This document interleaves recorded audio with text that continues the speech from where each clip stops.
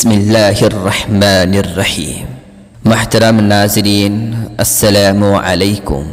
دو شخص تھے، ایک کے پاس 5 روٹیاں تھیں اور دوسرے کے پاس 3 روٹیاں تھیں۔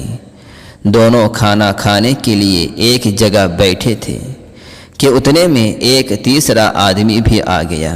اس نے سلام کیا، انہوں نے اس کو بھی بیٹھنے کا کہا، چنانچہ وہ بھی کھانے میں شریک ہوا۔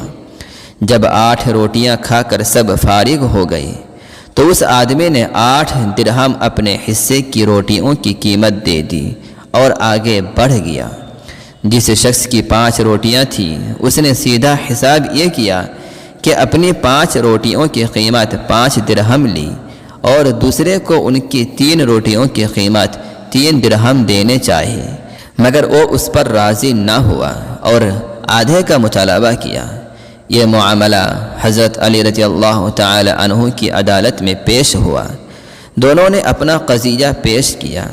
حضرت علی رضی اللہ تعالی عنہ نے دوسرے کو نصیحت فرمائی کہ تمہارا رفیق جو فیصلہ کر رہا ہے اسے قبول کر لو، اس میں زیادہ تمہارا نفع ہے۔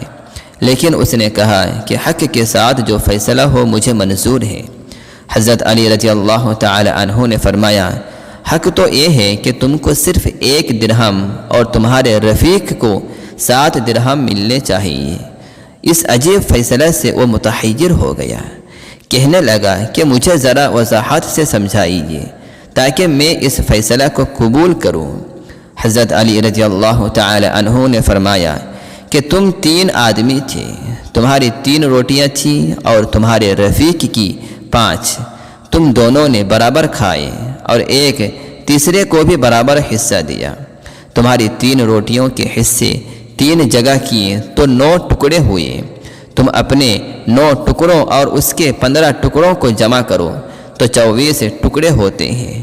تینوں میں سے ہر ایک نے برابر ٹکڑے کھائے تو فی کس 8 ٹکڑے ہوتے ہیں۔ تم نے اپنے 9 میں سے 8 خود کھائے اور ایک تیسرے مسافر کو دیا، اور تمہارے رفیق نے اپنے 15 ٹکڑوں میں سے 8 خود کھائے اور 7 تیسرے کو دیے۔ اس لیے 8 درہم میں سے 1 درہم کے تم مستحق ہو اور 7 کا تمہارا رفیق مستحق ہے۔ یہ تفصیل سن کر وہ آدمی مسکرایا اور کہنے لگا، اب میں سمجھ گیا اور میں خوش ہو گیا۔